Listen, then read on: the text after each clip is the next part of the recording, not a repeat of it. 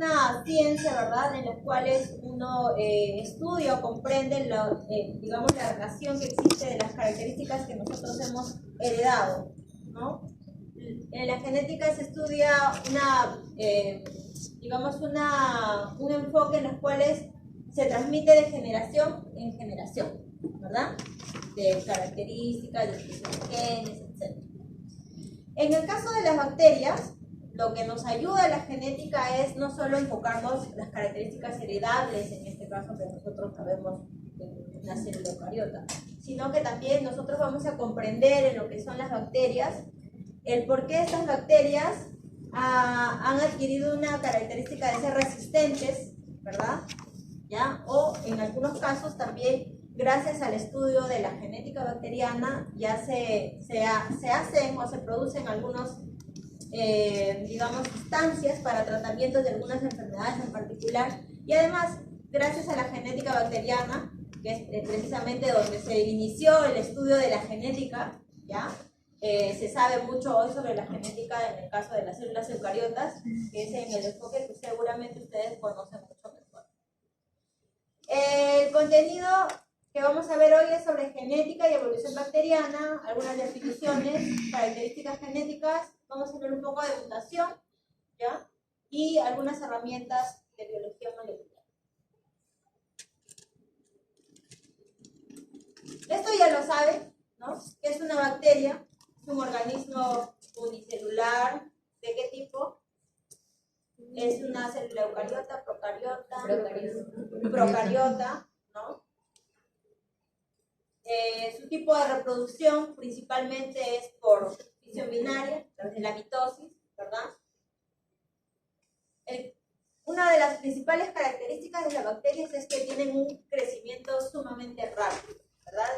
En 20 minutos ya vamos a ir apreciando algunos crecimientos bacterianos, de poblaciones bacterianas, o lo que puede pasar, como este es un ejemplo, de 108 bacterias, lo podemos llegar a millones en solo una noche. Se pueden multiplicar muchas colonias en solo una noche completa. ¿Ya? Las bacterias pues, son la forma más dominante en la vida del planeta terrestre, ¿verdad? Y los organismos que, digamos, de alguna manera controlan todo este hábitat, ¿no? Y pues son muy versátiles, ¿no? Son muy diversos también. Hemos visto la clase pasada que incluso tienen formas de metabolismo bastante diferentes al nuestro, quizás, ¿no? Algunos de ellos. Entonces la genética microbiana principalmente está enfocado a lo que es las características heredables, pero de microorganismos, en este caso de bacterias, ¿ya? Y principalmente es importante para lo que es la ingeniería genética. Muchos de los estudios, como les decía, que se iniciaron para dar origen a la ingeniería genética, se han basado en algunas experiencias sobre las bacterias, ¿no? Y empezó todo este mundo de la ingeniería genética o la genética que conocemos hoy en día. ¿Por qué se estudia genética bacteriana? Para conocer más a las bacterias, ¿verdad? O puede ser porque algunos de los genomas que tienen algunas bacterias van a ser, o los genomas son más simples, pero algunos van a expresar a lo mejor algunos tipos de sustancias para lo que son tratamientos en algunas enfermedades. Se usan como modelos en expresión de genes, ¿verdad? Y también para lo que es la biotecnología, ¿no? Ya más bien enfocado a lo que son tratamientos, a lo mejor, diagnósticos, ¿no? Diagnósticos, ¿qué tratamientos? Todo esto empezó, ¿no? Tras un primer trabajo que hizo Frederick Griffin en 1928, ¿no? En las cuales se dieron cuenta de que, por ejemplo, ellos empezaron, ¿no? Dieron a un ratón, a un grupo de ratones, le dieron una cepa de Streptococcus pneumoniae no patógena, es decir, la no patógena de las Streptococcus pneumoniae no tiene cápsula, ¿ya? Le dieron a un grupo de ratoncitos esta cepa, ¿no? Y los ratoncitos sobrevivieron, ¿no? Porque no era patógena, ¿no?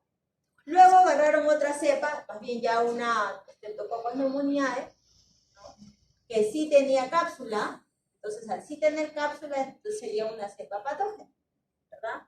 Dieron esta cepa con cápsula, donde está acá, tipo con cápsula, ¿verdad? Le dieron al ratón, se murió. El sin cápsula sobrevivió. Hicieron otro tercer experimento en las cuales, ¿no?, dieron una cepa de la Streptococcus pneumoniae con cápsula, pero muertas, ¿no? Les dieron estos estreptococos muertos, ¿ya? Igual, el ratón sobrevivió porque este se había muerto, ¿verdad? La cepa se había muerto, ¿no? Entonces el ratón sobrevivió. Hasta acá todo va lógico, ¿no? Para ellos todo iba bien.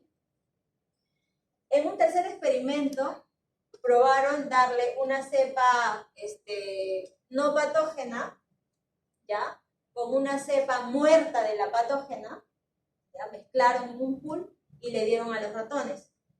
Y lo que esperaban ellos era que no muriera, pero se murieron finalmente. ¿Ya? ¿Qué pasó acá? ¿No? Se preguntaron qué pasó acá. Lo que pasó ahí fue digamos, un tipo de obtener una cepa o un gen resistente, ¿ya?, para diferentes enfermedades, ¿no? O sea, al morir, ya esta es una cepa, digamos, mucho más fuerte. ¿Qué pasó acá? Las partículas que habían quedado de las células muertas, de las patógenas, ¿verdad?, fueron de alguna manera absorbidas por la no patógena, porque todos estaban, digamos, en un mismo medio. Hicieron un pool, todos estaban juntas, y las no patógenas absorbieron solo las partículas. En este caso, dentro de las partículas estarían pues trozos de ADN, trozos de cápsula, etc. Pero principalmente imagino que los trozos de ADN de alguna manera se unieron a los ADN de los no patógenos y se volvieron patógenos, ¿ya?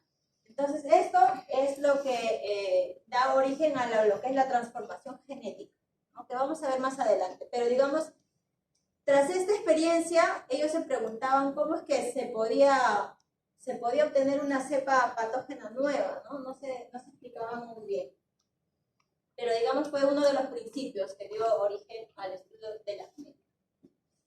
En otro experimento, ya un poquito más adelante, como 20 años después, ¿ya?, dieron a extractos de cepas no patógenas, de cepas sensibles, ¿no?, algunas enzimas de cepas resistentes, ¿no?, enzimas para RNasas, no RNasas, proteínas, todo mezclado, y lo que resultó fue también que la cepa sensible se volvió cepa resistente, ¿no? Este fue un segundo experimento.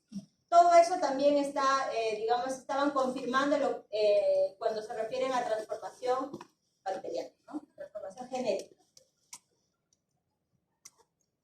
que es una de las formas en las cuales estos van haciéndose más patógenos. Actualmente existe un test que se llama el test de Ames. ¿En qué consiste el test de Ames?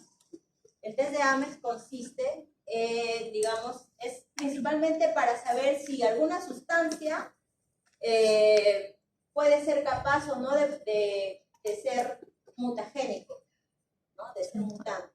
¿Cómo se prueba esta sustancia? Digamos, por ejemplo, acá se tiene un extracto de Salmonella typhimurium mutada, ¿ya? ¿No? La Salmonella typhimurium es una bacteria que necesita, digamos, este aminoácido para poder crecer. Necesariamente necesita histidina para poder crecer. Pero digamos, si esta es una mutada, ¿ya?, hace que los requerimientos de histidina no los tenga, ¿no?, porque esta ya mutó. Entonces, digamos, si yo le pongo en un medio, en este caso de acá, en el caso del test, en este medio no voy a poner histidina, ¿verdad?, libre de histidina, y este medio sí normal. Cuando yo haga el cultivo para hacer la prueba lo que voy a apreciar acá es un crecimiento de colonias bacterianas en el cultivo donde no hay histidina, y en el cultivo donde sí, más bien voy a tener o nada o pocas, ¿no? Entonces eso me confirmaría de que esta de acá sería positiva a que es una cepa mutada, ¿verdad? O sea, ya transformada, y esta no, esta sería libre o control. Entonces es una prueba que más o menos, este es un ejemplo, se puede usar con diferentes organismos para saber si está mutado o no. Claro, sabiendo exactamente a qué requerimientos crece o no crece, ¿no? O lo que necesita principalmente, ¿ya? Pero de esta forma también uno puede hacer esta prueba y no solo probar con tifus, ¿no? Sino con otras cepas también, con otras especies de bacterias. Entonces, esto simplemente nos estaría hablando, digamos, de un tipo de transformación genética que tienen las bacterias. La transformación bacteriana, ¿no? Es simple, es una de las formas más simples en que la bacteria puede cambiar, ¿ya? Por ejemplo, la transformación bacteriana es un intercambio de material genético, sí. Acá tengo un medio en las cuales todo esto es una población, esta bolita representa solo una población bacteriana. Digamos, si yo le pongo antibiótico, va a haber un grupo en que las va a matar, ¿verdad? Y va a haber un grupo en las que van a resistir, ¿no? Y de las que mueren van a quedar libres sus partículas de ARN, partículas de plasma, partículas de membrana, ¿verdad? Quedan libres en el medio. Como estos van a estar libres en el medio, de alguna manera, estas van a captar principalmente el material genético y las van a adosar a su patrimonio genético. Y al ser estas, digamos, sobrevivientes del antibiótico, van a hacer que esta nueva información o estas nuevas bacterias que sostengan sean resistentes a ese antibiótico, ¿verdad? Porque son las que han resistido. Es más o menos una de las explicaciones más simples cuando se refiere a transformación bacteriana para la adquisición de resistencia, ¿no? A diferentes cosas. Ellos pueden resistir no solo a antibióticos, van a resistir algunas radiaciones, ¿no? Van a resistir algunos metales pesados, pueden resistir, a ver, ¿a qué más? Por ahí me estoy olvidando, a desinfectantes, ¿no? Pueden resistir a detergentes, ¿no? Así que diferentes sustancias que pueden matar normalmente y las que sobreviven y están en el mismo medio, o sea, la condición es que estén todas juntas, ¿ya? Para poder llevarse a cabo la transformación bacteriana. Esta transferencia es unidireccional, de una a otra, nada más. Puede ser a través de los pilis o de los plasmas, ¿no?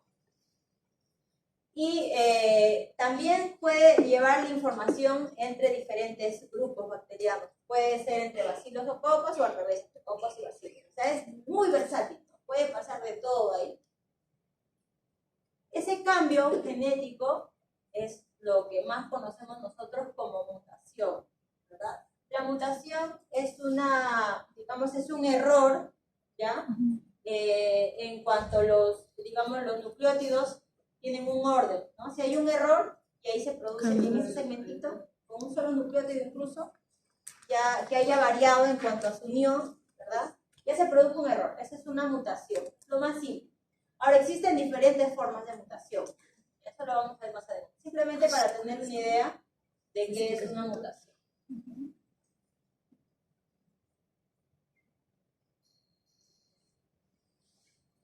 La estructura de ADN también es algo que ustedes conocen, ¿verdad? La estructura de ADN de una célula eucariota es lineal, ¿no?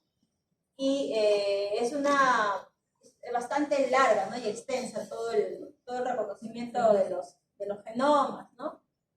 En el caso de las bacterias, también es grande, pero no tanta como una de las células eucariotas, ¿ya? Pero van a ser muy parecidas.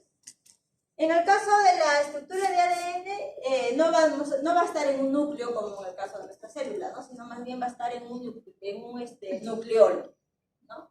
Las estructuras de ADN están conformadas por varios nucleótidos, y los nucleótidos están formados a su vez por bases nitrogenadas, por un azúcar, dependiendo si se trata de una estructura de ADN o ARN, ¿verdad? Esto es teoría que ya saben, ¿no? Sí. Sí, a ver. Y un grupo fosfato, ¿no? Dentro de las bases nitrogenadas también vamos a tener varias. En el ADN vamos a encontrar guanina, adesina, citosina, timina. Y en un ARN vamos a encontrar adenina, guanina, citosina, y él diferencia solo el uracilo, ¿no? Esto también es más de lo que ya ustedes conocen. En cuanto a las uniones, también en una hebra de ADN, ¿verdad? Se van a unir la timina con la adenina, o se van a unir la citosina con la guanina, ¿no? Y así. Ese es el orden, ¿no? En toda la hebra, lo normal de un ADN. En un genoma bacteriano, ¿ya? El cromosoma va a ser simple, pero en este caso no va a ser lineal, va a ser circular. ¿Se acuerdan que les decía el cromosoma? El que nosotros tenemos es así, ¿no? Lineal. Y el cromosoma de una bacteria está en circular.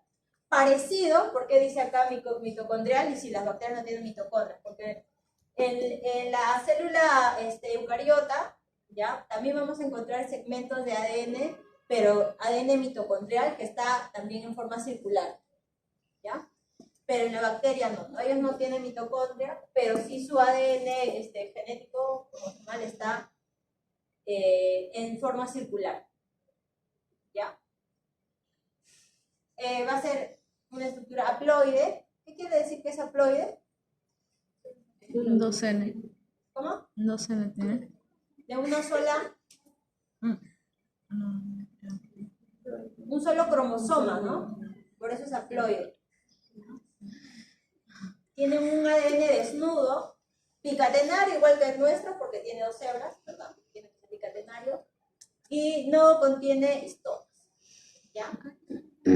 Son cortas, a diferencia de las nuestras, ¿no? Van a estar también ellos en miles de pares de kilobases. En promedio unas 4000, en promedio, porque ahí va a variar de menos y más, ¿verdad?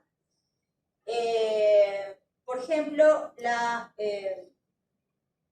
coli, ¿no? Ya de la coli ya se sabe todo su genoma de la coli, ¿no? Porque es cortita en realidad. Tiene unas 4639 pares de kilobases de la coli que ellos saben.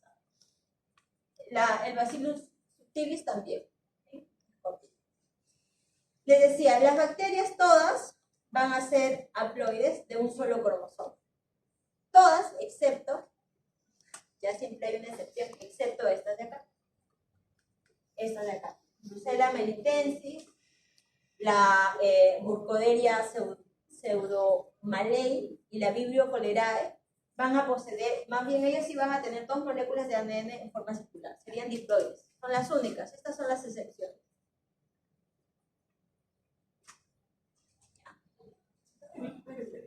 Pero ahí por lo demás, todo el resto pertenece solo a la familia.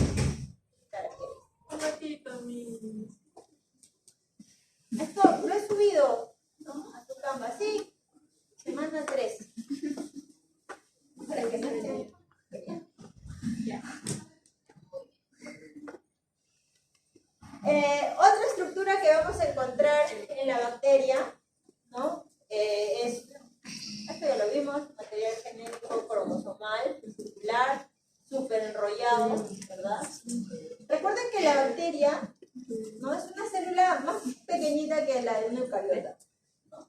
Igual su cromosoma, a pesar de que es corto, tiene que estar también bastante enrollado, ¿no? Bastante envuelto entre ellos para poder hacer un espacio pequeño, ¿ya? Lo que sí vamos a encontrar en ellos es un ADN también de tipo plasmidial, ¿verdad? ¿Se acuerdan que decíamos que ellos tienen un plasmidio que es un trozo de material genético que también va a llevar información a otras bacterias, ¿verdad? Eso también es importante para entender lo que es la genética bacteriana. Más bien trozo de ADN plasmidial es un ADN extracromosomal, porque no pertenece a su cromosoma, ¿verdad?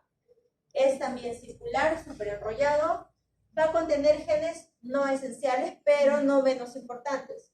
Los no esenciales porque, digamos, a lo mejor va a llevar información para producción, no necesariamente de estructuras importantes para la bacteria, sino ya otro tipo de información como para la resistencia de antibióticos u otras cosas. Principalmente resistencia de antibióticos, que es lo que más nos importa.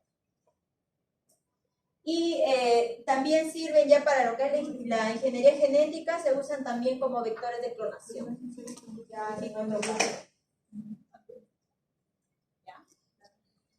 Entonces, al ocurrir estos cambios genéticos, ya, digamos, cuando ya ha habido, digamos, esta introducción, ya sea de un trozo de plásmido o de alguna forma, estos segmentos de ADN han sido mutados, ¿no? Estos segmentos que llevan información de patogenicidad en el cromosoma de la bacteria se llaman islas de patogenicidad, ¿no? Digamos, todo este es el cromosoma y solamente este segmento llevaría, digamos, de la patogenicidad que tendría esta bacteria.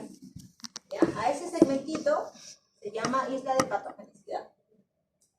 Son genes específicos, ¿no?, que van a llevar esta información para que la bacteria sea patógena. ¿Ya? Ahora, existen dos tipos de islas de patogenicidad. Unas llamadas los transposones, que son unos trozos de genes que también se llaman genes saltarines, porque pueden saltar de un lugar a otro en el mismo cromosoma. Y luego los plásmidos, ¿no? Esto que sí los conocemos, que son los extracromosomales, que puede ser que en algún momento se puedan también integrar al cromosoma principal. ¿Qué eran los transposones? Genes saltarines. Ahorita lo vamos a ver. Los transposones, ahí está. Son elementos genéticos que contienen varios genes también, ¿no? Incluyen algunos son necesarios para la migración del locus genético u otros, ¿no? O sea, también son importantes, ¿verdad? También son los llamados genes saltarines, pueden ser de 3000, ¿qué son? Bases. Pares de bases nada más, no kilobases, ¿verdad? Hasta 20.000 pares de bases. ¿Ya? Es un segmento nada más. Poseen un gen que se llama, o que va a pasar esta enzima, la transposomasa, para parte de su mecanismo de transposición. Portan genes que expresan genotipos sensibles o detectables. Esto también con la finalidad de, por ejemplo, tener resistencia a antibióticos, metalizados u otro tipo de sustancias. Y estos transposones lo que van a crear más bien es una mutación de tipo de inserción. Hay diferentes tipos de mutaciones. En el caso de los transposones hacen una mutación por inserción, porque se van a insertar, ¿no? Saltan un genoma a otro lado y se van a insertar en ese otro lado. Ven, por ejemplo, acá vamos a ver dos tipos de transposición. Uno de ellos es que este segmento salte a otro, ¿verdad? Y se integre a esta secuencia de ADN y haya cambiado, ¿no? Cambia la secuencia. O puede pasar de que de alguna manera se duplique y llegue a pasar acá y ya sería como una duplicación, ¿no? Un copy-paste, lo duplica. El otro es un corte-paste, cortado-pegado, y el otro es copiado-pegado. Como ustedes hacen sus trabajos. ¿No? Eso sí se lo saben. ¿Ya? Entonces, en cuanto a lo que es la replicación ya del ADN bacteriano, ¿no? Vamos a tener que, al igual que el ADN normal, se va a replicar de forma muy parecida, ¿no? Es una replicación semiconservadora, ¿no? ¿Por qué semiconservadora? ¿Por qué se llama semiconservadora? Porque llega a conservar parte del ADN anterior. Porque una hebra, va a tener una hebra original, ¿verdad? Y la otra es la que se va a originar, ¿no? Se va a formar. La replicación también va a ser unidireccional, o sea, de un 5' a un 3' o al revés, ¿no? Un 3' a un 5', ¿ya? Unidireccional. La estructura donde dos cadenas se separan y va a ocurrir ahí, a partir de esa separación de esta cadena, va a empezar, digamos, la síntesis, ¿no? Que se conoce como la horquilla de replicación al inicio, acá. Y ese sitio exacto donde se inicia la horquilla para la replicación se llama origen. Digamos, este es el cromosoma de mi bacteria, y acá se va a dar el origen de la replicación. Esto se va a abrir a una primera horquilla, y justo este origen se denomina orice, ¿ya? Ese inicio. Y al igual que en la replicación del ADN eucariota, van a también existir diferentes enzimas, ¿verdad? Topoisomerasas, esenciales u otros. Pero en este caso, las topoisomerasas las vamos a mencionar porque son esenciales para la acción de algunos antibióticos a este nivel, como por ejemplo las fluoroquinolonas. Van a funcionar a este nivel, ya a nivel de las topoisomerasas. Entonces, muchas de las fluoroquinolonas incluso pueden ser mutagénicas, porque actúan a este nivel del gen. Son peligrosas. Entonces, al igual que una replicación que conocemos, ¿verdad? Las topoisomerasas que sirven para disolver las hebras, ¿no? Se disuelven las hebras, estas se van a liberar. Luego hay otra enzima que es la helicasa, ¿verdad? ¿Para qué sirve la helicasa? Para que rompan, ¿no? Para que rompan la cadena. ¿Qué otra enzima acá? La ADN polimerasa.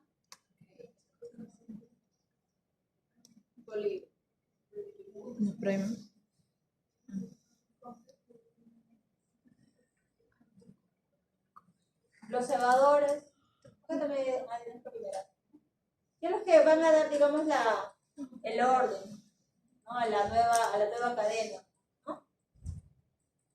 Entonces lo mismo. Vamos a tener una iniciación, una elongación y finalmente una terminación, ¿no? Digamos, el orden va a ser el mismo.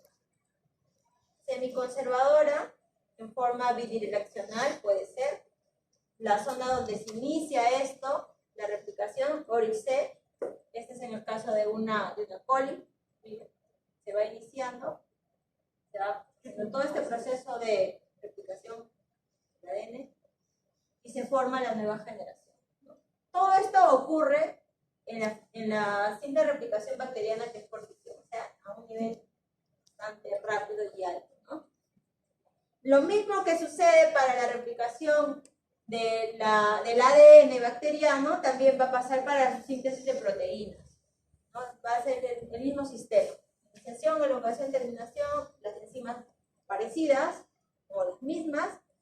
Y en el caso más bien de la síntesis de proteínas que se da a nivel de los ribosomas, en el caso de las bacterias, esto también ya lo sabemos, tienes en 50S y 30S, que son sus subunidades, y el ribosoma es de 70S, ¿no? La diferencia de la nuestra. Algunos elementos bacterianos, genéticos, perdón, de la bacteria. Ya algunos ya lo sabemos, el cromosoma ya lo conocemos. Hoy hemos hablado bastante del cromosoma bacteriano, una cadena doble, está también súper enrollada porque la bacteria es un organismo pequeño, ¿verdad? A pesar de que su cromosoma es chico, también tiene que estar súper enrollado. ¿Dónde se ubica el cromosoma? ¿En qué zona de la bacteria se ubica el cromosoma? ¿Dónde? En el nucleolo. Ajá, en el nucleolo. ¿Ya? Nucleoide dice acá. Es lo mismo. Sí, es lo mismo. Los plásmidos también es otra estructura genética bacteriana, donde los elementos son elementos genéticos extracromosomales, ¿verdad? Que ya lo vimos. Los plásmidos también van a tener una replicación, pero su replicación de los plásmidos es autónoma, ¿ya? Se denominan replicones. Los plásmidos pueden integrarse también a al cromosoma principal, ¿no? La integración de los plásmidos al cromosoma principal se llama episomas, o la zona, ¿no? Donde este se ha insertado se llamaría episoma. La integración de un plásmido al cromosoma, esta sección se va a llamar episoma. Son pequeños, ¿no? De 2 a 500 kilobases, ya, hasta 1600, dependiendo esto de las especies. Y esta más bien también nos va a ayudar digamos, a hacer una característica tipificable, ¿no? Los plásmidos son los que nos van a principalmente transmitir esta información para la resistencia a muchas cosas. ¿Y cómo es características tipificables? Que se pueden diagnosticar, que se pueden saber, se pueden tipificar. ¿Han escuchado lo que es la tipificación? Bueno, han hecho, ¿no?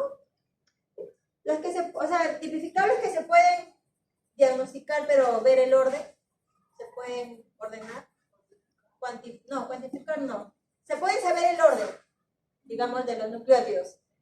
¿No? Porque nosotros sabemos cuando hacemos el PCR, sabemos el orden de los nucleótidos. ¿Ya? Esa es la tipificación. ¿Ya? Acá vamos a ver una bacteria, ¿verdad? El cromosoma y sus plásmidos, ¿verdad? Se dividen, se pueden dividir también ambas sin pasar nada, pero puede pasar de que el plásmido se una al cromosoma, ¿ya?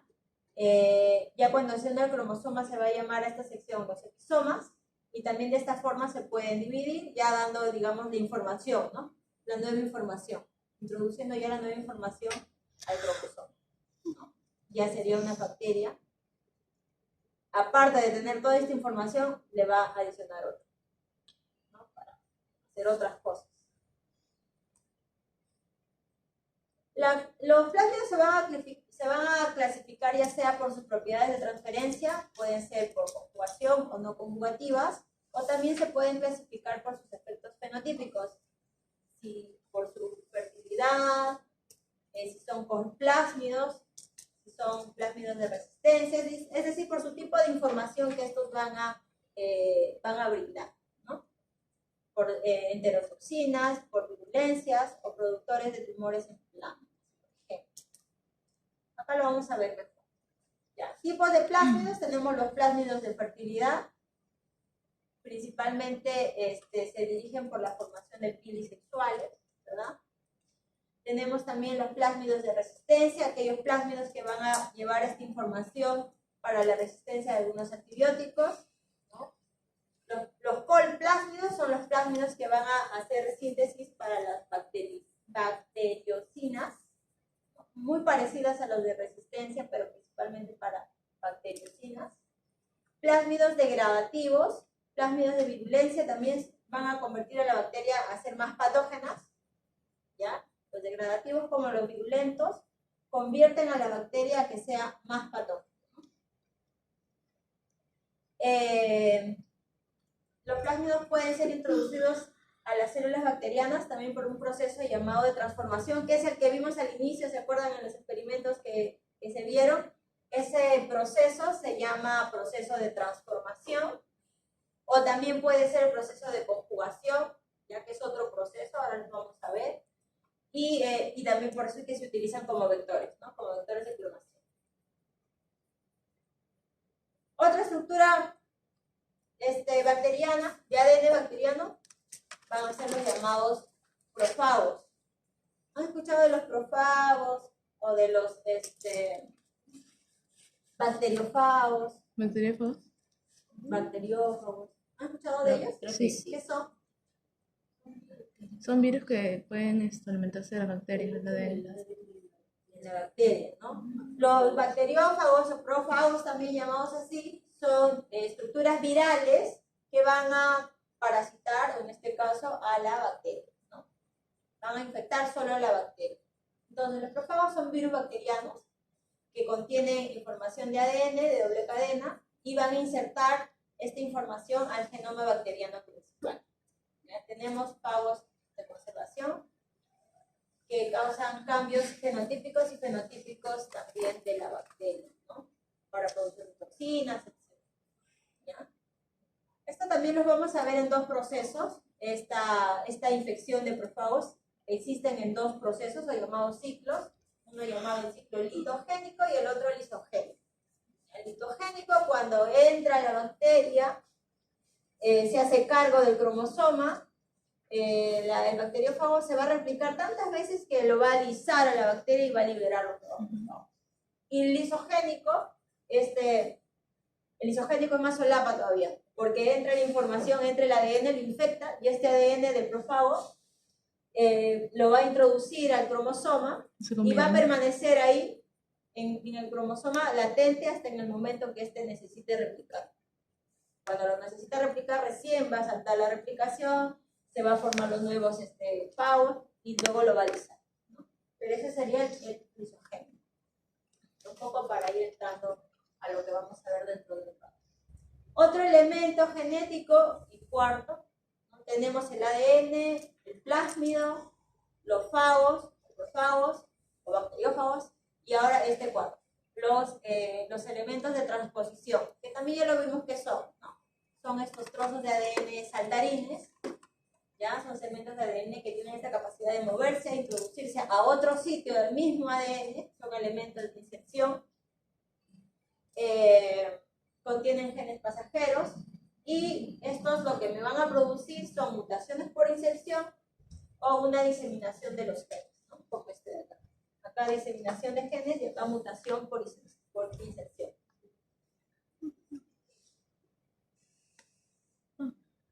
También llamados los troposones genes saltarines, son elementos genéticos móviles.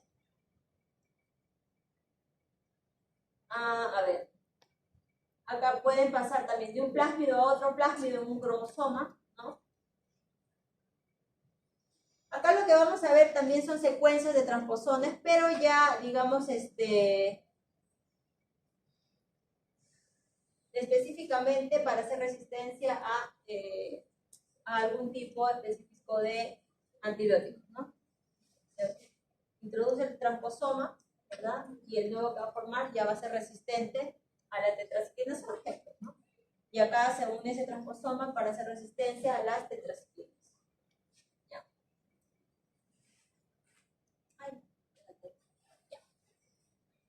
Ahora tenemos lo que son los mecanismos de transferencia del material genético bacteriano, ¿no? Y hemos visto hasta ahorita los componentes nada más del material genético bacteriano, algunos componentes. Ahora vamos a ver cómo son los mecanismos para la transferencia del material genético bacteriano. Tenemos tres mecanismos. El mecanismo de conjugación, que se acuerdan que hablábamos que se lleva a cabo por un plásmido, ¿no? En las cuales en el mecanismo de conjugación, como ven acá, tiene que haber de todas maneras un pilisexual para que se lleve a cabo la conjugación, para que pase el plásmido por el pilisexual a otra célula. ¿Ya? Esto es por conjugación. En el mecanismo de transducción, ya que es este de acá, intervienen los fagos o profagos. ¿Ya? Los mecanismos donde intervienen estos virus, ¿no? Se denomina transducción. Y el mecanismo de transformación es el que vimos, el que es aparentemente simple, ¿no? El que se rompe una bacteria, se lisa una bacteria, ¿verdad? Libera todo su material genético y de alguna forma introduce a la otra bacteria que están en el mismo medio, ¿no? Los dos tienen que estar juntos en el mismo medio. El que se murió y el que va a recibir el nuevo material genético, llevando la información, ¿no? Del por qué se murió. Acá se entiende mucho mejor, me parece, la transformación genética. Una célula donante, la que se va a morir, ¿verdad? Y la célula receptora, ambas están en el mismo medio y va a recibir un nuevo material genético. En la transducción interviene un fago que va a dejar su material genético en un nuevo cromosoma para dar origen ya a las células bacterianas con nueva información. Y la conjugación, en las cuales interviene un pilisexual, en las cuales se intercambia el plásmido, ¿no? Que es material genético también. Diferentes cosas. En lo que es conjugación, decíamos, se transfiere por medio de un plásmido, de una célula a otra. El plásmido donante es el eje positivo y el plásmido receptor, que es el que va a recibir, ¿no? La célula receptor bacteriana. Acá tenemos en algunas bacterias gram negativas, como por ejemplo en Escherichia, en Pseudomonas, como gram positivas también, como en Enterococcus, Streptococcus, usan este mecanismo para lo que es la adquisición de resistencias bacterianas, ¿no? o llevar información para algún tipo de síntesis de algo en especial que necesiten ellos cambiar. En transducción, ¿ya? Habíamos hablado de los dos ciclos, ¿verdad? Un ciclo lítico, cuando entra este bacteriófago, se hacía cargo del cromosoma, se dividían dentro rápidamente, lisaba la bacteria y liberaban más macrófagos para seguir infectando a otros. En el lisogénico también le va a insertar una porción de ADN, pero estas se van a insertar en el cromosoma, van a permanecer por un tiempo latentes y después recién cuando reciban algún estímulo, se van a reproducir y luego se van a alisar también, pero digamos tras un periodo de latencia, ¿no? En la traducción vamos a ver que existen dos tipos de transducción, ¿ya? En los cuales uno de los ciclos interviene más que el otro. Por ejemplo, los ciclos líticos y el ciclo lisogénico, ¿no? Donde va a permanecer latente. Tenemos dos tipos de transducción.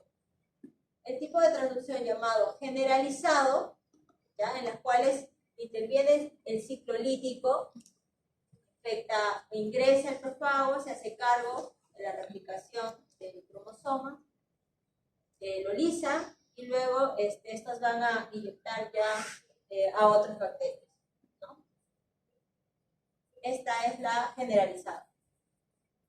En el caso de la transducción especializada, acá va a intervenir en la especializada en el ciclo lisogénico, ¿ya? El profago libera su material, su información genética, se va a introducir al cromosoma de la bacteria y luego, cuando hay un estímulo, estas recién se van a reproducir y van a alisar a la bacteria, ¿ya? Y estas bacterias que van a ser liberadas van a tener información no solo del profago nuevo, sino de la bacteria anterior. En el caso de esta, ¿no muere la bacteria ahí?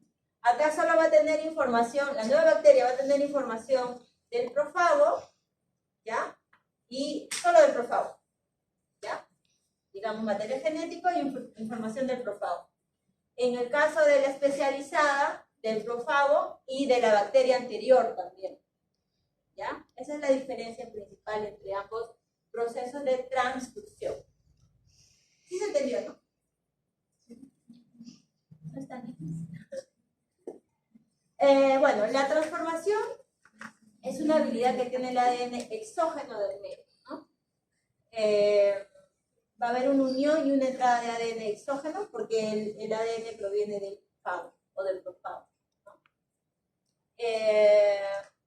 Tiene un procesamiento y una captación de ADN, la integración del ADN por recombinación y expresión, y para que esto ocurra hay ciertos factores de competencia, ¿no? Y bueno, esta sería una de las formas en las cuales es la principal forma de evolución bacteriana, ¿no? Por medio de la transformación. Hemos regresado a este de acá. Esta es transducción, ¿ya? Y estamos regresando ahora a lo que es la traducción. Sí, la tercera, ¿ya? Hasta acá hemos visto transducción, bueno, dos tipos. Ahora vamos a ver transformación. En el caso de la transformación, ya que es la más fácil, ¿no? Esta es la que va a tener más bien una principal fuerza en lo que es la evolución bacteriana, ¿ya? Los requisitos que se necesitan para lo que es una transformación son los que los fragmentos de ADN deben estar linealizados. Es decir, tienen que estar en buen estado, ¿no? Para poderse llevar, para poder integrar, digamos, eso de material genético que lo va a encontrar disuelto en el medio. Deben ser del mismo género o especie bacteriana. Ya no va a pasar como en el caso de la conjugación, ¿no? Que pueden incluso ser entre cocos y bacilos o cocos, ¿ya? En el caso de ellos tienen que ser del mismo género. Tienen que tener una estrecha relación filogenética para que suceda esto. generalmente penetran una cadena de ADN, ¿ya? El ADN es transportado y protegido por proteínas hacia el sitio exacto del cromosoma para su recombinación. Vamos a ver. La transformación bacteriana. En este caso también van a intervenir el ADN transformante, que va a ser un plásmido, puede ser un plásmido, ¿no? El que va a ingresar a la bacteria. La bacteria, para que pueda recibir este nuevo trozo de material genético, tiene que pasar por un proceso de calor o de algún tipo de proceso físico o químico para que pueda formar una especie de espacios para que le permita ingresar a estos nuevos trozos de ADN. ¿Ya? Vamos a ver. Se van a liberar muchas enzimas también, ¿no? Autolisinas, nucleasas, para que se pueda llevar a cabo todo este proceso. Bueno, tenía una presentación, creo que no está, pero les decía que tiene que pasar por un proceso físico-químico en los cuales la bacteria que va a recibir la información tiene que formar poros en su pared, ¿no? Y formando estos poros recién puede ingresar este material genético de su donante, de la bacteria donante.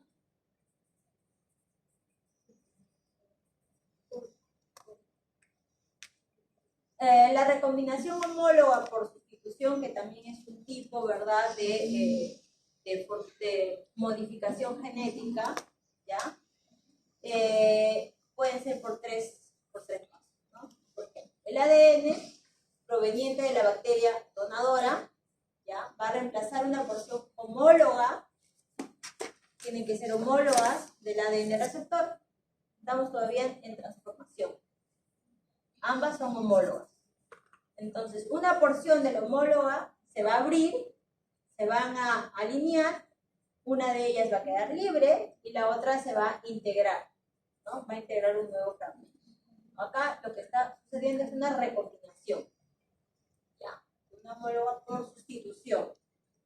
Es una de las formas para lo que es la transformación genética bacteriana. Estos cambios lo que van a producir o la consecuencia es que vamos a tener mutaciones o recombinaciones genéticas, ¿verdad? Vimos ya las recombinaciones genéticas, ¿no? Que son estos cambios de transformación de material genético por transformación, que se produce anteriormente, por transducción, por dos diferentes formas de transducción y por conjugación por medio del gen. Otro cambio importante es la mutación, que todavía no lo hemos visto, ¿verdad? En lo que es la mutación, no todas las mutaciones van a ser algo malo, ¿no? Hay mutaciones, por ejemplo, las espontáneas, que se pueden dar y que más bien sea para el beneficio del organismo que se haya mutado. Nosotros, por ejemplo, estamos actualmente acá porque hemos tenido que mutar muchas de nuestras estructuras para poder resistir, digamos, al medio en el que estamos ahora. Igual las bacterias también, ¿ya? Entonces, las mutaciones pueden ser espontáneas, pueden ser inducidas, o también pueden ser por elementos genéticos móviles, ¿no? Estos que son los genes saltarines, también nos van a, ¿se acuerdan que hablábamos de los transposones? Ya estos van a también producir una mutación por inserción, no por elementos genéticos móviles.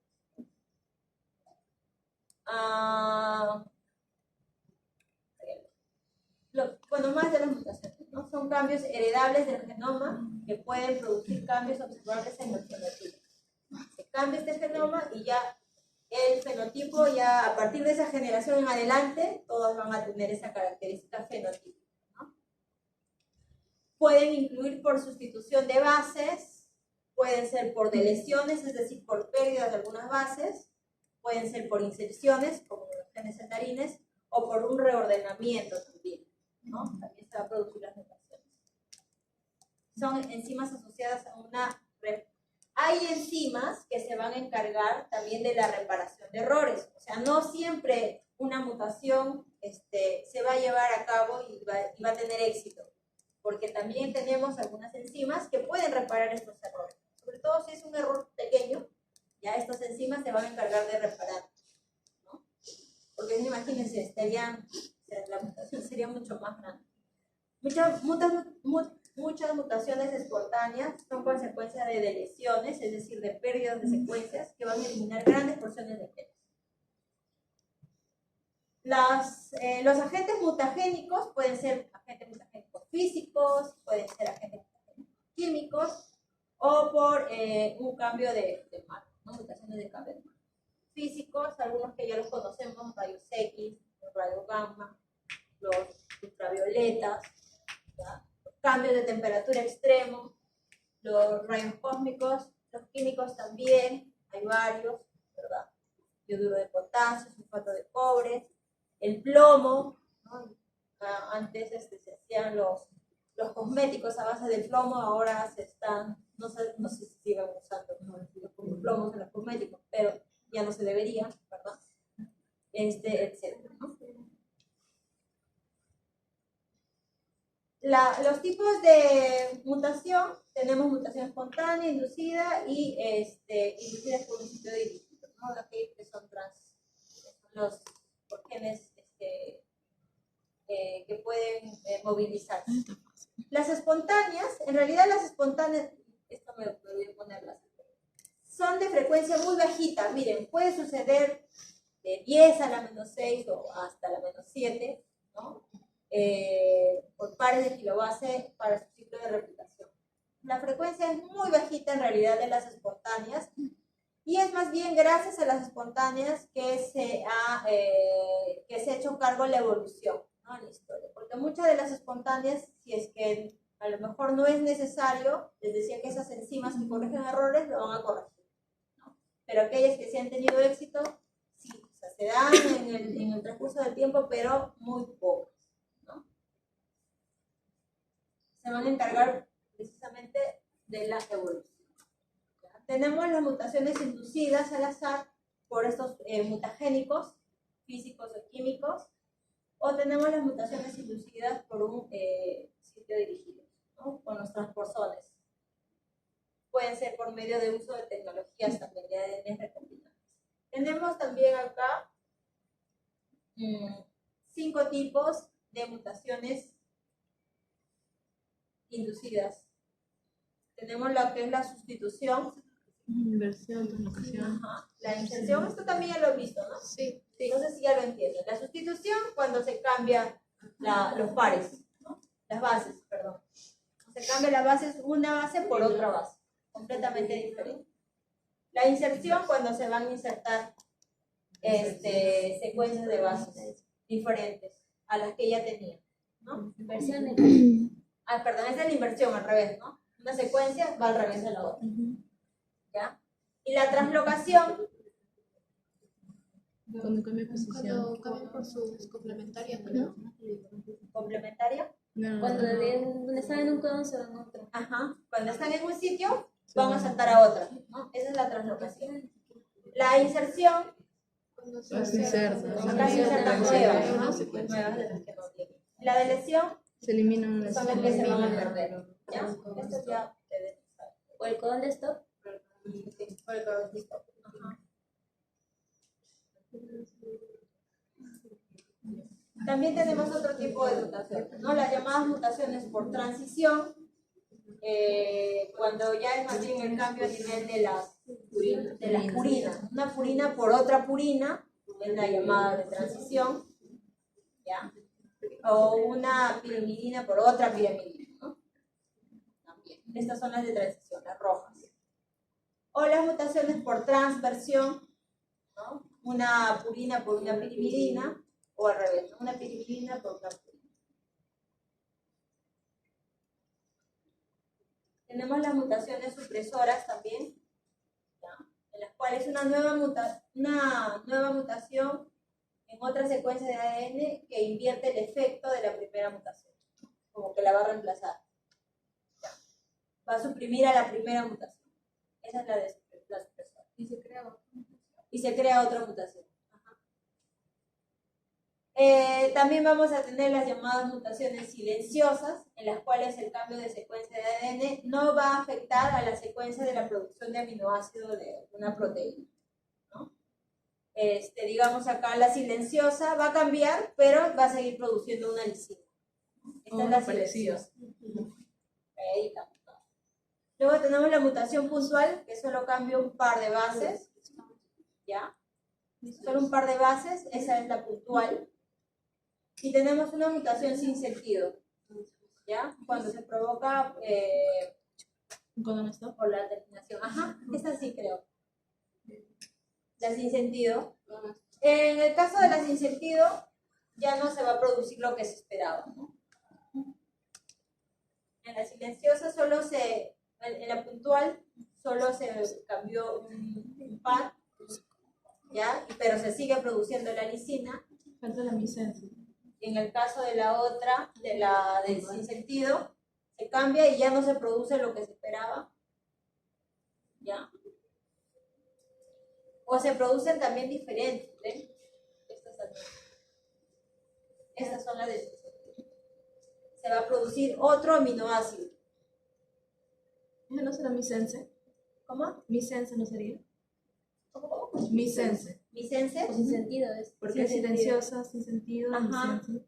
Sí.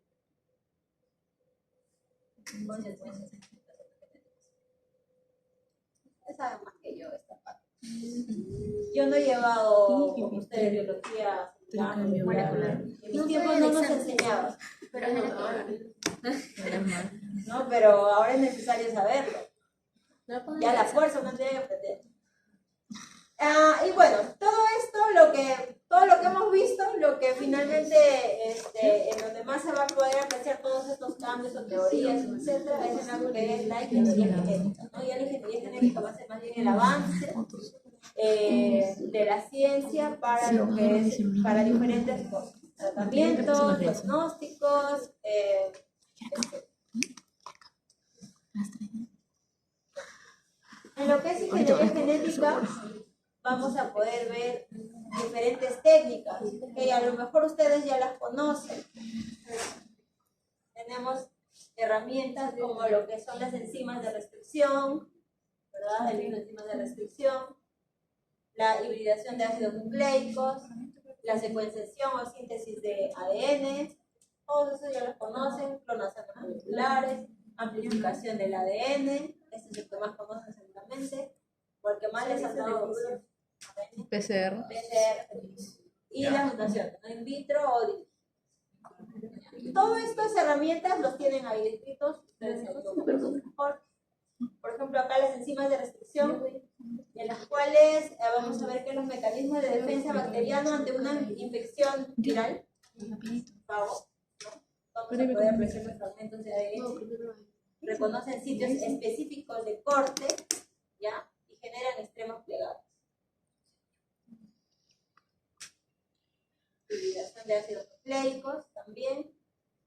No vamos a entrar en detalles de cada uno de ellos, porque en realidad no es el fin, ¿no? El objetivo era conocer simplemente cada una de estas herramientas de ingeniería molecular. Ustedes ya conocen las clonaciones, el caso de la oveja Dolly, que es lo que también se conoce muy bien en genética. Y no está prohibido, ¿no? Ahora está prohibido. Pero se usa. Por eso casi. Está prohibido para ciertos casos, pero por ejemplo en lo que son las clonaciones en las bacterias sí se usa. Ah, claro, en animales. Ajá, en animales ya no. En bacterias sí se usan porque por ejemplo, no sé si esta es el ejemplo, hay un tipo o una cepa de coli que se usa para lo que es la producción de insulinas, ¿no? O sea, las han modificado de tal forma que tienen un trozo de información de cromosoma para la producción de insulinas. Para estas bacterias producen insulinas, las purifican y son las que se usan a nivel comercial para los pacientes diabéticos. ¿Y cómo fue el caso de la oveja Dolly? ¿Cómo fue el caso de la oveja Dolly? Exactamente no sé cómo haya sido el caso de la oveja Dolly, pero cuando se obtuvo el caso, se cortó toda la información. No se produjo más O sea, ¿a qué te refieres con cómo fue el caso? O sea, ¿qué pasó con esa información para que lo prohíban? Pues no se puede usar o sea, si ya sabían hacer esto, lo más probable era que el siguiente paso Humanos. era producirlo o tratarlo de replicar en el caso de humanos. Y hacerlo en el caso de humanos ya iba a ser bien. Y a lo mejor sí se hacen, no sabemos qué harán ahí en los laboratorios ocultos que tienen de Rusia o Estados Unidos. Porque hay mucha información que no sale a la luz, entonces no se publica. Entonces se quedó aquí y hasta aquí, que es del año, no sé qué, de los 80 creo, y hasta ahí es donde se sabe, ¿no? O sea, no se hicieron más cosas, supuestamente.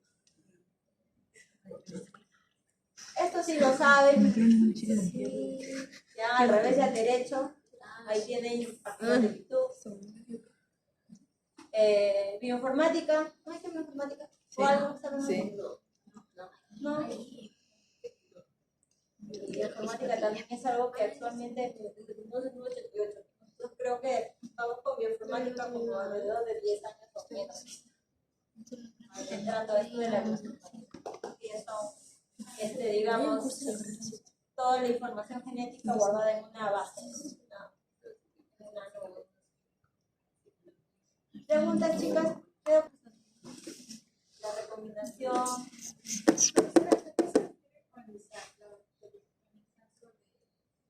Del ciclo lítico, que la bacteria está tan llena de profagos dentro que se rompe, se lisa.